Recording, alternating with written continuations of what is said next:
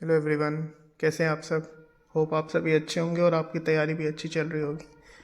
तो हम अपना यूपीएससी का जर्नी हिस्ट्री से शुरू करते हैं और हिस्ट्री में हमारा पहला चैप्टर है the decline of Mughal empire. तो इसके सारे टर्म्स और बेसिक्स मैं आपको क्लियर कर देता हूँ अभी से।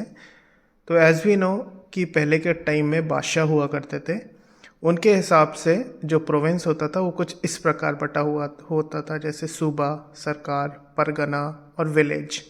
जैसे सूबा मतलब प्रोविंसेस, ठीक। तो प्रोविंस में कौन होते थे? सूबेदार होते थे।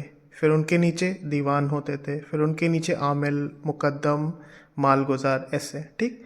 तो जो सूबेदार होता था उसके नीचे दीवान होता था, ठीक। तो दीवान जो होता था वो डायरेक्टली अपॉइंट किया जाता था बादशाह की तरफ से, ठीक।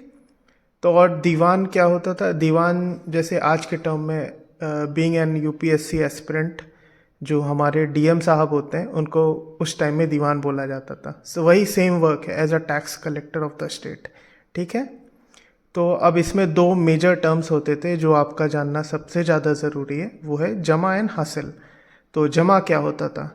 जमा होता था जैसे पूरे स्टेट का जो टैक्स कलेक्ट होता था उसको जमा कहते थे, ठीक है। और हासिल क्या होता था? जो टैक्स कलेक्ट हुआ उस टैक्स को कलेक्ट करने में कितना पैसा लगा उसको हम हासिल बोला करते थे, ठीक। तो हासिल is total tax minus cost of collection.